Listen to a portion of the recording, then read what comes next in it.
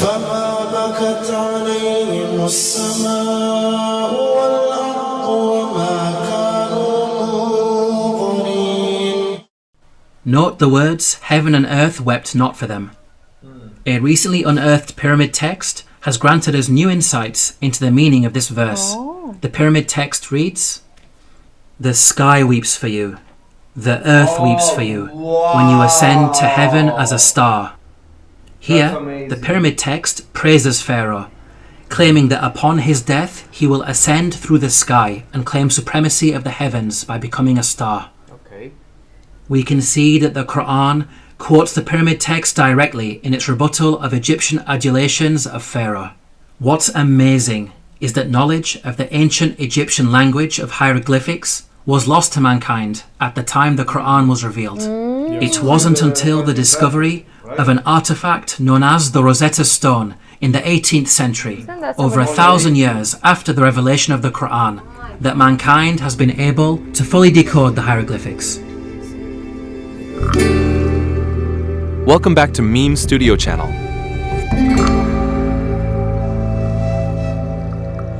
It's such a joy and an honor to be here with all of you, my dear brothers and sisters in faith, wherever you may be. It truly warms my heart to be here again. If this is your first time here, we're truly honored to have you, so please feel right at home. Alright, in today's video, I'm once again inviting you, my dear brothers and sisters, to gather around and witness something truly fascinating and mind-blowing. We're diving into a video titled, The Qur'an and the Secrets of Egypt, and released by the channel ManyProphetsOneMessage. To accompany you through this, I've brought along 12 content creators who were completely flabbergasted at the time. And honestly, you might find yourself feeling the exact same way if this is your first time uncovering the facts inside. Since this spiritual journey of ours is going to be a bit of a deep dive, you might want to grab some snacks, get comfortable, and Bismillah. Egypt, land of the pyramids and pharaohs. One of the most studied and scrutinized civilizations of the ancient world, and yet it remains veiled in mystery. In this video, we are going to see that the Qur'an reveals secrets about Egypt that until recently were lost to mankind.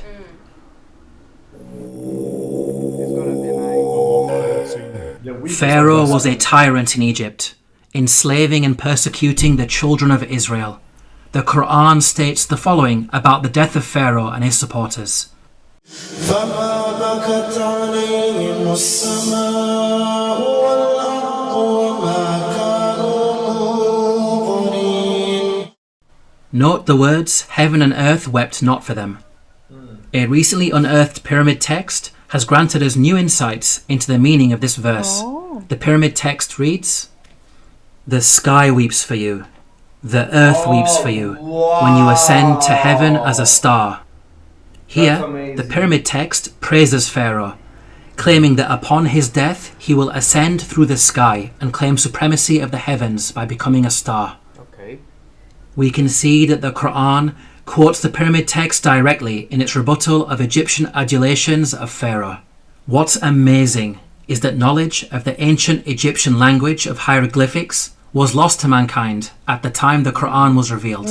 It wasn't until the discovery of an artifact known as the Rosetta Stone in the 18th century, over 1,000 years after the revelation of the Qur'an, that mankind has been able to fully decode the hieroglyphics.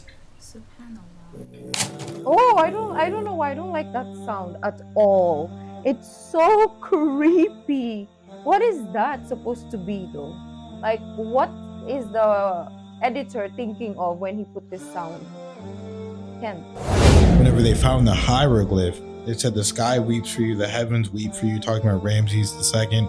And in the Quran, I guess it says, the sky does not weep for you, the heavens do not weep for you. Which pharaoh are we talking about? Because I know there's a lot of pharaohs. So is there one in particular, or are they just talking about all of them? There's something of that sort, like verbatim, exactly what it said on the hieroglyph, which is just crazy because they didn't even know how to read the hieroglyphs until the Rosetta Stone came in, until people found the Rosetta Stone, and then they were able to really read and and understand what the hieroglyphs were actually saying. Before then, they had no clue. Yeah. So how could Muhammad even know this information? How could the Quran even know this information? When you hear the word Pharaoh, what comes into your mind? Most people think of the supreme ruler of Egypt. This is correct, but the word did not always refer to the supreme ruler. Ancient Egyptian history is divided into different periods. The word Pharaoh, Egyptian Pera, had different meanings depending on the period of Egyptian history. Historically, the word Pharaoh only started being used as a title for the supreme ruler much later in Egyptian history, during the New Kingdom period. Before this, the word meant great house and was used to refer to the royal palace. The Encyclopedia Britannica states, Pharaoh, originally the royal palace in ancient Egypt. The word came to be used for the Egyptian king under the New Kingdom. Let's now analyze the Qur'an's accounts about Egypt in light of these historical facts. Like the Bible, the Qur'an discusses the prophets Joseph and Moses, who both spent time in Egypt. Joseph is dated by scholars to either the Middle Kingdom or Second Intermediate period, well before Pharaoh meant ruler. In the story of Joseph, the Qur'an repeatedly uses the word king to refer to the ruler of Egypt. He is never once called Pharaoh. Moses is dated by scholars to the New Kingdom period. In the story of Moses, the Qur'an repeatedly calls the ruler Pharaoh. He is never called king. Wow, We can see that the Qur'an is accurate. But he was called as a prince, right? Well, at least I saw the novel, a Brazilian novel about Moses. Okay, I know that there is mention about Pharaoh and about kingdom, like it's separate. It's not the same as in the Quran. In its use of language when it comes to describing the leader of Egypt at different periods in its history.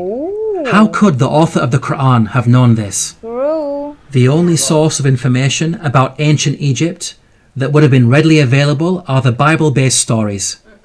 To claim that the Qur'an copied from the Bible is problematic because the Bible uses the word Pharaoh to refer to the Egyptian ruler in the story of Joseph, which is historically inaccurate.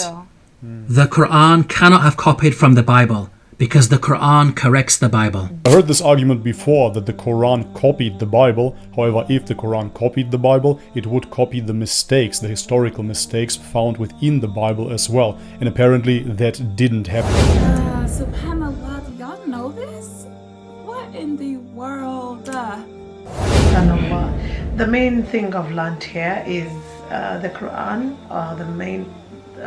The Quran solves the problems of. No. It emphasizes like, or corrects. Yeah. What was in the previous book. We are also joined by a wonderful couple, Omar and Rashida. They come from Sweden and own the channel The BAKIS Family. Yes, exactly. And if let's try to like get some time to read. Let's look for the translated Quran. Yeah. Oh, this is a lot, subhanallah. Please share this video. This is very good knowledge because so many of us did not know all this. Alhamdulillah. Alhamdulillah.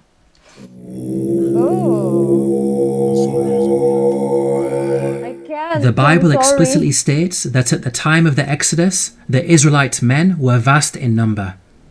The Israelites journeyed from Ramesses to Sukkoth. There were about 600,000 men on foot, besides women and children. If we factor in the women and children, then the total number of Israelites would realistically be in the millions.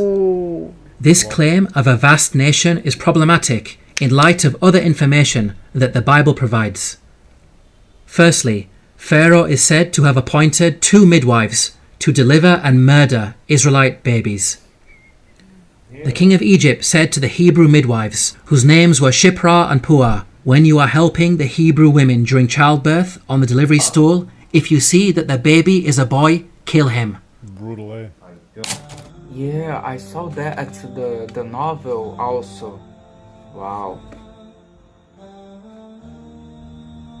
You learn a lot on these videos.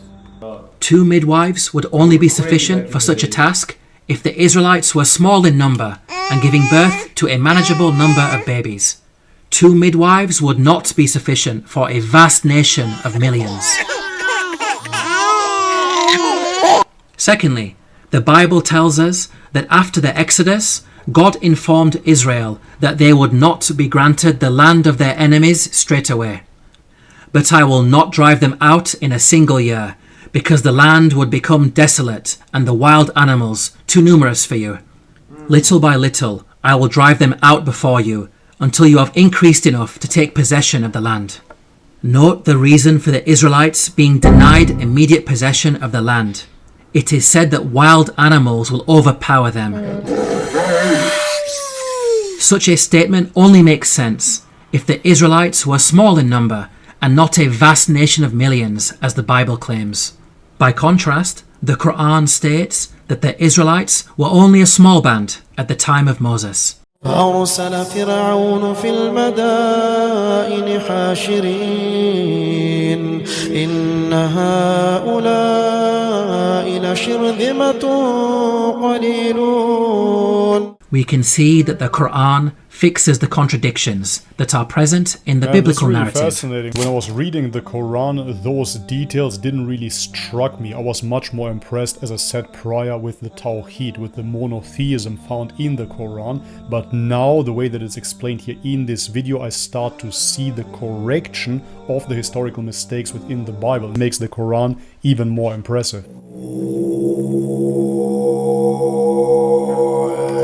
The Qur'an states that the punishment of crucifixion was used in ancient Egypt from the time of Moses all the way back to the time of Joseph. Yeah, I remember that. I want to message the video editor later. Be like, why did you put that sound? It's so creepy. I know I keep complaining about it, but I can't, because every slide he has to put that. Now, the word crucifixion typically brings to mind the Roman cross. Yeah. However, in antiquity, there were different forms of crucifixion. Professor of Archaeology David Chapman wrote, "In studying the ancient world, the scholar is wise not to differentiate too rigidly the categories of crucifixion, impalement, and suspension. Hence, any study of crucifixion conceptions in antiquity must grapple with the broader context of the wide variety of penal suspension of human beings." The Arabic words translate... So are they saying that if you were to impale someone, like through the butt and all that stuff, I mean, that would kill them pretty quickly, I'd figure. The only other alternative of impalement would be to, like, stick them through the back and out the gut, the stomach. This is Kris, the creator behind the channel Kris Stanton, and he's from the United States. Let's visit and support his channel as well. But even then, they're not going to live for very long. I don't know what is the average. Oh, this is a morbid question, but what is the average length of time before you would die if you were being crucified? What a question I never thought I would ever ask. The Arabic words translated as crucified in the Quranic verses all contain the root word salaba. What's that? Arabic dictionaries state that this root carries a number of meanings, including to harden or stiffen and to extract oily matter from bones. This word does not only mean death by being hung on a Roman cross. Rather, it indicates any method of execution which makes the body hardened or stiffened and results in the leaking of bodily fluids. So, impalement, suspension, and the Roman cross are all included without making any distinction. Archaeological evidence shows that the ancient Egyptians used to crucify people by impalement on a stake. The following entry is taken from an Egyptian German dictionary of hieroglyphics. Note the hieroglyph which depicts an impaled man. This is a punishment that was used throughout the different periods of ancient Egypt. The Abbot Papyrus is dated to the New Kingdom period. It mentions an oath that includes impalement. He took an oath on pain of being beaten and of being impaled. The earliest evidence for crucifixion by impalement is Papyrus Bulaq 18, which is dated to the early Second Intermediate period. It states, "A bloodbath had occurred with wood. The comrade was put on the stake." We can see that crucifixion by impalement on a stake was carried out during the New Kingdom period, and at least as far back as the Second Intermediate period. These time periods cover both Moses and Joseph, which shows that the Qur'an is historically accurate. As well as mentioning crucifixion, the Qur'an also narrates the following threat of mutilation made by the Pharaoh of Moses. لأقطعن أيديكم وأرجلكم من خلاف ولأصلبنكم أجمعين. Historically, we know that capital punishment in ancient Egypt became more severe. They were mean. Wow. Family, it is a lot of information. I'm pretty sure that I'm gonna have to watch this again, because this is better than a school class. There's so many informations. With the advent of the New Kingdom period, which is the time of Moses. In fact, the specific punishment of mutilation is primarily associated with the New Kingdom period. For example, the Turin Judicial Papyrus records, persons to whom was done punishment by severing their nose and ears on account of them ignoring the good instruction said to them. These when I was a details child, I don't know which country it was, man, I'm trying to remember. I think it was in the Czech Republic, and our school brought us into a torture museum where they showed us all of the weaponry that was used to torture people. It's a really perverted art of creativity. These details about crucifixion and mutilation are missing in the Bible. There is a Jewish commentary, the Midrash Shemot Rabbah, which mentions Pharaoh threatening Moses with burning and crucifixion. But this is a much later work that was composed centuries after the Qur'an was revealed.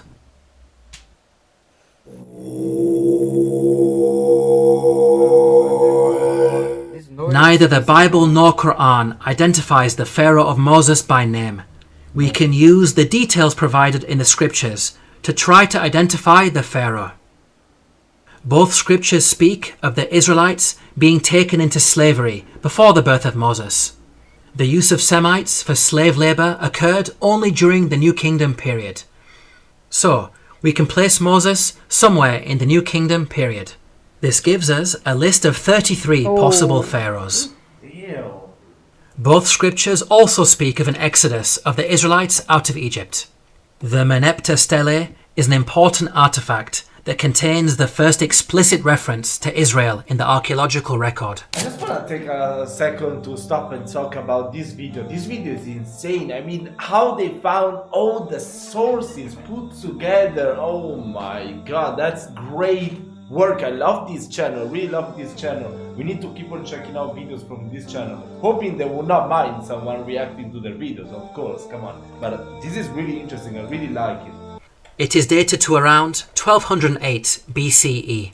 It discusses the land of Canaan and mentions the Israelites in relation to Canaan, indicating that the Exodus had already taken place by this date. What is Canaan? The artifact is contemporaneous to the pharaoh Merneptah. This means that the Exodus had to take place before Merneptah, since Merneptah was alive and in power after the Exodus and not drowned in the sea. This establishes an upper boundary in the timeline of the pharaohs. From the point of view of both the Bible and Qur'an, we are now left with 18 pharaohs as candidates who may have ruled during the time of Moses.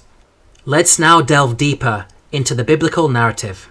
The Bible claims that there were 2 different pharaohs who were in power. The first died while Moses was in hiding in Midian. When Pharaoh heard of this, he tried to kill Moses, but Moses fled from Pharaoh and went to live in Midian. During that long period, the king of Egypt died. The new Pharaoh continued his predecessor's persecution of the Israelites, and it was this second Pharaoh who was later drowned when Moses crossed the sea. The Bible gives us a timeline for these events. The burning bush encounter with God took place when Moses was 80 years old. So from his birth to the Exodus, there was a span of at least 80 years, during which 2 pharaohs ruled Egypt. Now, there is a big problem if we compare this biblical narrative to the timeline of the pharaohs. Why? We've seen that the Bible claims exactly 2 pharaohs ruled during the 80-year period, from the birth of Moses to the Exodus. 80 years, 100 years. If we consider the number of years that each of the pharaohs ruled, we can see that there is no 80-year period during which only 2 pharaohs ruled. Any given 80-year period will give you at least 3 pharaohs in power. We can see that the biblical narrative contradicts the historical evidence. Let's now compare the Quranic narrative. Sorry, I can't read. I'm gonna say that's 11, or maybe I don't know. Nefertiti. I can't even pronounce the name now. Nefertiti? Is that what it was? It's not Nefertiti. I'm just fascinated how they think about all this, how they see all these details, how people, they are really learning every single detail. This really motivates me to do all this too. We have Mariana da Silva. She's a convert from Portugal. And this sister runs the YouTube channel Mariana da Silva, aka Muslimah. Let's shower her with our warmest love and the best support we can give. Subhanallah, inshallah. Does anyone know why their reign was so short? I'm gonna guess early death. Or somebody helped get rid of them. Unlike the Bible, the Qur'an depicts a single pharaoh reigning from the birth of Moses all the way up to the Exodus. The Qur'an informs us that Moses fled to Midian when he reached the age of maturity. The Qur'an defines the age of maturity as 40 years old. The Qur'an also informs us that during his time in Midian, Moses spent 8 to 10 years in the service of his father-in-law before returning to Egypt to face Pharaoh. This means that Moses was at least 48 years of age when the Exodus happened. The only pharaoh during the New Kingdom period who had such a lengthy reign as an absolute ruler was Ramesses II, who ruled for 66 years. The Quranic account is perfectly in line with the historical evidence and fixes the chronological issues that are present in the biblical narrative. Wow. So everything that we learned, at least here, was fake news. That's why I say we're gonna die and we will not learn not even 1% of the right things that happened before. Back in the day, there's somebody. Let's now compare the life and religion of Ramesses II to the claims that the Quran makes about the Pharaoh of Moses. وَإِنَّ فِرْعَوْنَ لَعَالٍ فِي الْأَرْضِ وَإِنَّهُ لَمِنَ الْمُسْرِفِينَ. This claim that the Pharaoh of Moses was extravagant has been proven by archaeological discoveries, which show that Ramesses II was the grandest of the pharaohs. The archaeologist Peter Clayton wrote, "His genuine building achievements are on a Herculean scale." Yeah, I mean, if you think about it, come on, for a ruler on those years, to be that, have that longevity in reigning, come on, of course he must have done something crazy. You never see, when you study history, about the greatest people that made history. Bringing us another perspective is Mauro. This non-Muslim reactor is from Italy, and he owns the channel Mauro Nicolo. You never see someone that ruled for 3 or 4 years and was remembered. It's always the ones that were the most longevity. Do you say longevity? I don't know. Whatever, I think you get me. Come on, of course, it's always them. Because they always do something. They are so smart, so they will last for so long and do something, of course, for the community, or they will be killed. Of course, come on. The archaeologist Eric Uphill wrote, "The palace of Ramesses was probably the vastest and most costly royal residence ever erected by the hand of man." Wow. The Egyptologist Kenneth Kitchen wrote, "Certainly, in his building works for the gods, Ramesses II surpassed not only the 18th dynasty, but every other period in Egyptian history." With regards to the religion of the Pharaoh of Moses, the Qur'an makes the following claim. فحشر فنادى فقال أنا ربكم الأعلى. The Qur'an states that the Pharaoh of Moses was arrogant, exalting himself to the position of God. Yep. Modern archaeological discoveries have proven this to be true. Ramesses II built the great temple at Abu Simbel to honor himself. Its entrance is flanked by 4 colossal statues of Ramesses II, which dwarf the statue of Ra Horakti, god of the horizon, located above it. This temple also contains an image of Ramesses II, making a sacrifice to his divine self. It's like almost every pharaoh that consider himself as a god, and people have to worship him. And the pharaoh himself, yeah, he was arrogant because he gives some room for the evil got his heart and his mind. That's why he was arrogant, like 100% of arrogant people, you know. I believe so. That's because the evil is inside of them. Oh, sick people. If I'm not mistaken, that was the Egyptian society, right? That the gods were different depending on your status. Like if you are a noble person, you will have certain gods. If you were a common person, you will have different gods. And I think the pharaoh was always defined like the greatest gods, and then they had other divinities. I'm saying maybe something stupid, so if I'm wrong, correct me, please. The Qur'an makes the following claim about the Pharaoh of Moses, who God drowned in the sea. فاليوم ننجيك ببدنك لتكون لمن خلفك آية. We can see that the Qur'an explicitly states that the Pharaoh's body will be preserved as a sign for future generations. Note that the Qur'an never makes such a statement about any of the other destroyed nations that it discusses, typically stating that their abandoned buildings and ruins have been made signs for later generations. This claim about a body being preserved is unique to the Pharaoh of Moses. The body of Ramesses II was discovered by archaeologists in the year 1881 CE. The mummy has been on display in the Cairo Museum, and over the last century, it has been seen by millions of tourists from all over the world. In the following documentary, Sir Tony Robinson states that Ramesses II is one of the few pharaohs whose body has survived largely intact. Just across the river from Luxor lies the famous Valley of the Kings, where Ramesses himself was buried.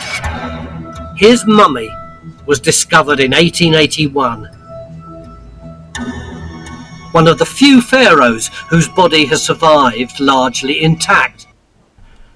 Historically, priests had concealed his body in a secret location in the year 1000 BCE because of a problem with grave robbers. This really is nuts, isn't it? Because, and I say that in a respectful way. Like when I say it's crazy, I'm always like, because it's like mind blowing because I didn't know this knowledge or this information.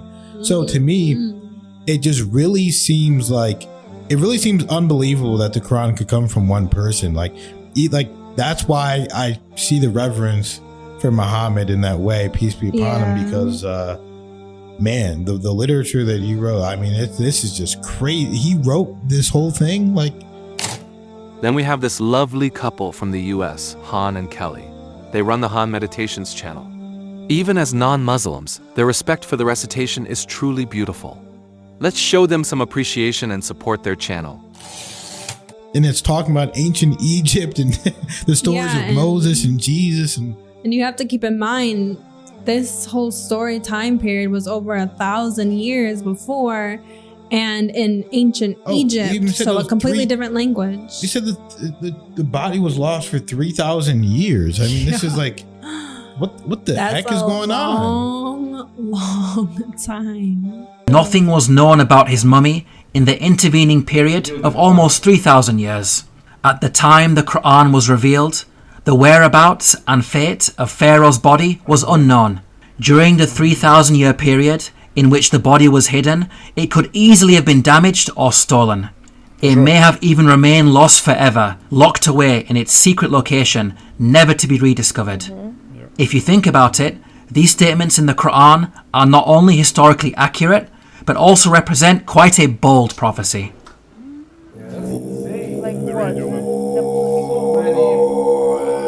Again guys, I know that I'm very quiet this time watching this video. Usually it's very hard for me to stay quiet.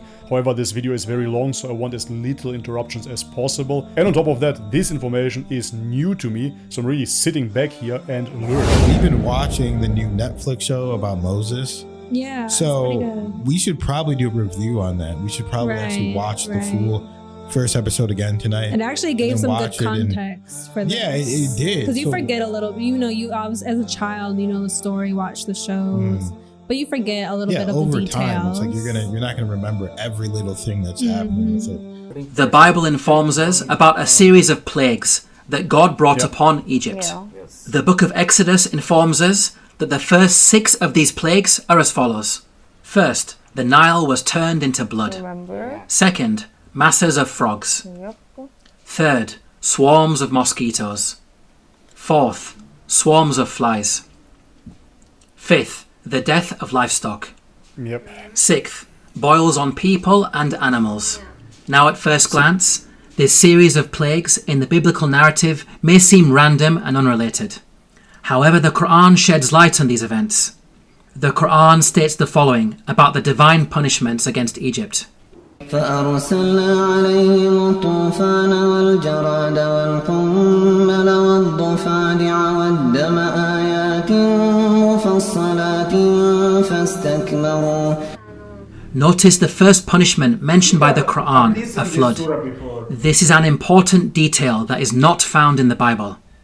This punishment of a flood actually explains the 6 seemingly random and unrelated plagues in the biblical narrative.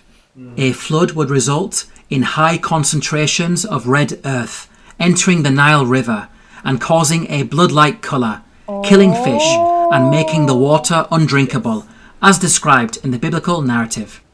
This phenomenon is attested to historically, as recorded by a Middle Kingdom Egyptian sage. And here I am, at this age, still thinking it was literal blood. Because, of course, as a child, if you learn this at church, and it's in the Bible, you believe that it's true, it's real blood. And Rukia Dagtan, a non-Muslim reactor from the Philippines, is known for her consistent engagement with Islamic content. Her sincerity shines, and may the light within her continue to illuminate her path. Visit her channel and extend your support.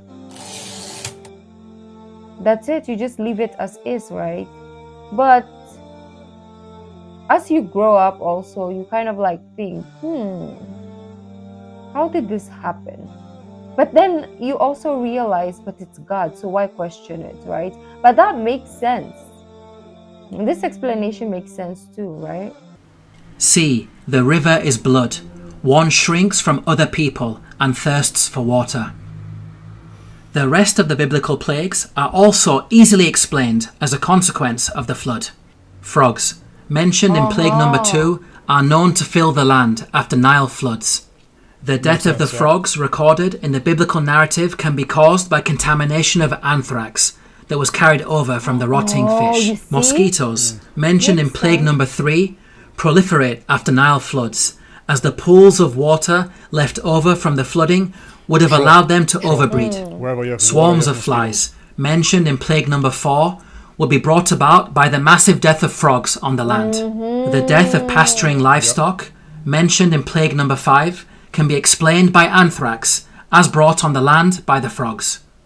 The boils on humans and cattle, mentioned in plague number 6, may have been caused by bites. The stable fly in particular is infamous for its vicious biting of mammals. We can see that the Qur'an's mention of a flood easily explains the biblical plagues, which are not random as initially appears to be the case, but in fact a series of interrelated events. Because I just thought, even with all those punishments, the Pharaoh didn't want to leave the people to go to be free. It's like he was challenging God. He was stupid. The Qur'an mentions the following incident about Joseph while he was in Egypt. وشروا بثمن بخس دراهم معدودة وكانوا فيه من الزاهدين. Here the Qur'an states that Joseph was sold for a paltry price. The Arabic phrase used is darahima ma'dudatin, which contains the words dirham and ma'dud. Dirham means a unit of silver coinage or weight. Ma'dud means countable or limited in number. So the Qur'an is making the claim that Joseph was sold for a small amount of countable silver. There is plenty of historical evidence that standardized units of silver were used in transactions in ancient Egypt. Small pieces of silver, known as shati, were used in trade. The tomb of Nyanknum and Khnumhotep is dated to the Old Kingdom period. It contains a scene of a busy open-air market with goods for sale. Cubits of cloth, for example, are said to be sold for 6 shati. The Rind mathematical papyrus is dated to the Second Intermediate period. It discusses the relative values of gold, silver and lead in terms of shati. Small silver bars bearing the name of Pharaoh Tutankhamun have been dated to the New Kingdom period. They are inscribed with a hieroglyphic which states Tutankhamun, ruler of Heliopolis in Upper Egypt. Until recently, historians believed that the minting of precious metals was a later Greek invention. These recent Egyptian archaeological discoveries have forced historians to completely revise their understanding of coinage in the ancient world. How is it possible that such knowledge was revealed in the Qur'an nearly 1,500 years ago? Wow, beautiful. There are a lot of similarities between secrets of the story of Egypt in the Quran and the Bible. You know, the story of Pharaoh, how Pharaoh, treated people, how he told the midwives to kill every male child, how he was domineering, he dominated a lot of things. He was on top of that's why in the Quran they called him king. The Bible mentions that Joseph was sold for 20 of silver. However, this sale is said to have taken place with some Arabs outside Egypt. By contrast, the Quran states that the sale took place inside Egypt. So, the Bible could not have been used as a source by the Quran. It is in fact the Bible that contains historical errors when it comes to coinage. For example, the Bible makes the claim that a gold coin known as the darik was used at the time of King David. They gave toward the work on the temple of God 5,000 talents and 10,000 dariks of gold. As historians point out, the darik is named after the Persian leader Darius the Great, who lived hundreds of years after King David. The Jewish Encyclopedia acknowledges this error. A notable instance of anachronism occurs in 1 Chronicles 29:7. Gold dariks, coins which were not struck before the time of King Darius I, i.e. more than 400 years after David. Okay.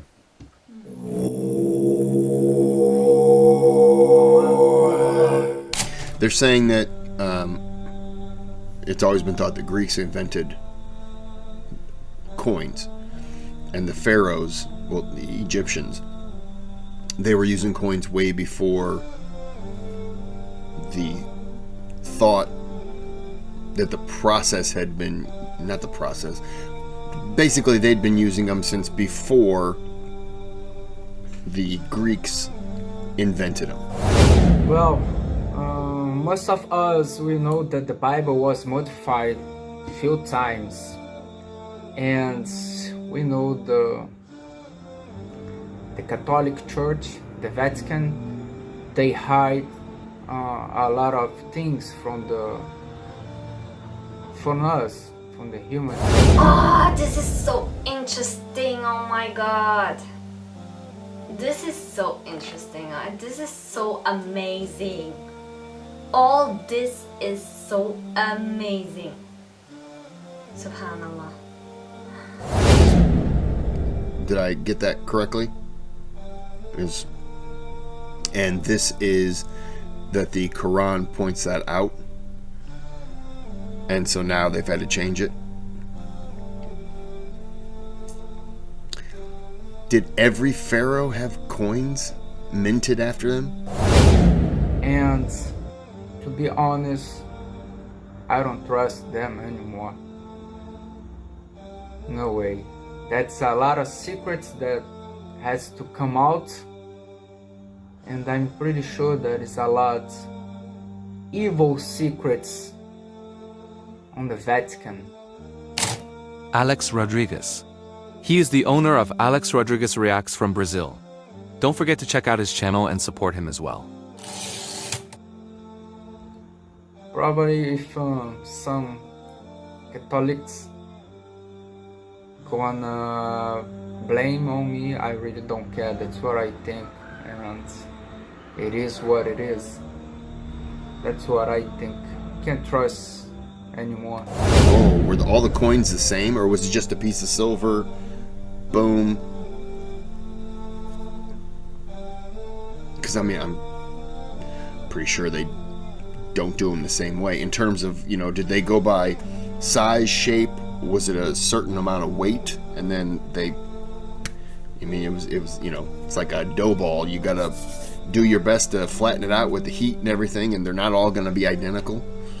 The Qur'an narrates the following conversation between the Pharaoh of Moses and an individual referred to as Haman. وقال فرعون يا هامان ابن لي صرحا لعلي أبلغ أسباب السماوات فأطلع إلى إله موسى وإني لأظنه كاذبا. Here Pharaoh commanded Haman to build a tower that would allow him to reach the heavens. It's important to understand that Pharaoh's intention was not to literally scale a tower to reach the sky. Rather, it's a reference to the Egyptian belief that after death, the Pharaoh would ascend from earth to heaven, taking his place among the gods. As we covered earlier, the author of the Qur'an had an awareness of ancient pyramid texts that detailed such beliefs. Egyptian monuments housed the bodies of dead pharaohs. These monuments acted as a bridge between this world and the next. They were filled with religious writings that served as instructions to help the dead pharaoh ascend to the heavens. Hence, absolutely, what I know about the Egyptians is that they lived every day in the pursuit of death. They consistently reflected upon death, and they were getting ready to enter into the other realm. Bobby is the owner of Bobby's Perspective. And in fact, Bobby was once known for his strong opposition to Islam. On March 20th, 2023, Bobby finally declared his Shahada. So let's show our love and support for our brother's channel, Bobby's Perspective. the person in charge of constructing... Quite amazing actually, because if you think about it, how people live their lives nowadays, they believe they're gonna live forever and they're just living in the moment without ever thinking about death. It's in direct contrast to this day and age. The person in charge of constructing such a monument for Pharaoh would not only need to be skilled in architecture, but also highly knowledgeable in religion, a builder priest of sorts. Let's now turn to history to see if we can identify an individual known as Haman, who was both a builder and a priest. Earlier we concluded that Ramesses II was the pharaoh at the time of Moses, so we will focus on this time period. A block statue in the Egyptian Museum of Munich contains a biographical account of the life of a high priest named Baken Khonsu. In his own words he states, "I am one truly reliable, useful to his Lord, who performs beneficent deeds within his temple. I being principal chief of works in the estate of Amun, I erected obelisks of granite stone, whose tops reach to the sky." Here, Baken Khonsu tells us that he served the pharaoh in two ways. First, by performing rituals in the temple, and second, as chief architect. In fact, Baken Khonsu was an architect extraordinaire, being one of the greatest in all of ancient Egypt. He is responsible for constructing the Temple of Amun at Karnak, a monument that remains one of the largest religious structures ever created by man. With regards to the priesthood, Baken Khonsu informs us that he had a very long and illustrious career. "I was a third prophet of Amun for 15 years. I was a second prophet of Amun for 12 years. He appointed me high priest of Amun for 27 years. Here Baken Khonsu is stating that he served the god Amun throughout his priestly career. Amun is the name of an Egyptian deity who rose to prominence during the New Kingdom period. By the time Baken Khonsu died, he had been a priest for many decades, having served Ramesses II as high priest throughout his reign. Both Ramesses II... That's what they think on that time, right? Those tattoos and whatever they like it, they call as a god. But that wasn't God. No way. Information in this video is truly incredible. I love how it talks about the Qur'an correcting the Bible. It talks about historical information and historical accounts and how we may be able to conclude certain things based on birthdays, based on the terms of rulership and the prophets. Our beautiful sister, Michaya Toni, is a devoted revert from the United States. She runs her own channel under her name, Michaya Toni. Let's shower her with our warmest love and the best support we can give. We're able to conclude based on those clues. Now the Bible, astaghfirullah, has stuff all over the place because so many people had tampered with the Bible. We know that the Bible has been tainted, and I don't know, some people want to be in denial of it when literally the history, some of it does not add up. Both Ramesses II and Baken Khonsu were contemporaries who died around the same time. What about the Qur'an's mention of Haman? How does it relate to Baken Khonsu? Baken Khonsu referred to himself by the title High Priest of Amun. The actual phrase in the hieroglyphics is Ham Nata Tapi Amana. The word Ham literally means servant, and Amana is how you articulate the name of the god Amun in Egyptian. Baken Khonsu was Ham Amana, meaning servant of Amun. The Qur'an's mention of Haman may be simply an Arabized version of the Egyptian Ham Amana. Let's now summarize the main points about Baken Khonsu. He was a senior ranking figure under Pharaoh Ramesses II, acting as both high priest and chief architect. He served in the temple of the god Amun and thus had the title Ham Amana. It is clear that all of the historical evidence fits perfectly with the Quranic narrative. Now it's important to point out that the Bible also mentions a Haman, but the resemblance is only in name. I would like to know if you guys know better than me, the Qur'ans like agree with that God's Amun. Now I'm confused. One thing I can take from this whole story is that, you know, there's nobody that is bigger than God. There's nobody. No matter how you want to, you know, show your power that you are supreme, you have power, you have this, you can do this. Nobody is powerful than God. Bukunmi is a reactor from Nigeria and the owner of the channel Bukunmi BK Crown. She is a Christian. Feel free to stop by and show your support.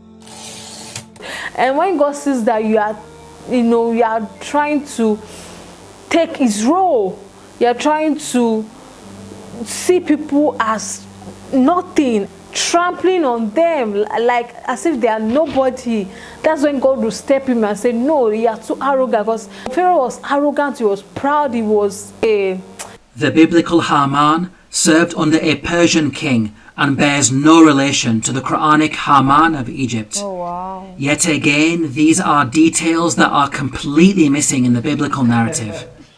I wonder how they kind of like missed the whole point though. In this video, we have seen that the Quran has a remarkable insight into many facets of ancient Egypt, revealing long-lost knowledge while also correcting the Bible. Claims that the author of the Quran copied from the Bible are clearly rubbished in light of such facts. The Quran boldly declares its origins. This really تنزيل الكتاب لا ريب فيه من رب العالمين. And the Bible, you know, the story of I was I love Wow, the message of the video is truly powerful. It was also fascinating to hear the diverse reactions from each reactor based on their own perspectives. Most importantly, I cannot wait to read your thoughts in the comments. Please don't forget to visit and support the channels of those featured in this video. Until next time, may peace and blessings be with you always. Wassalamu alaikum wa rahmatullahi wa barakatuh.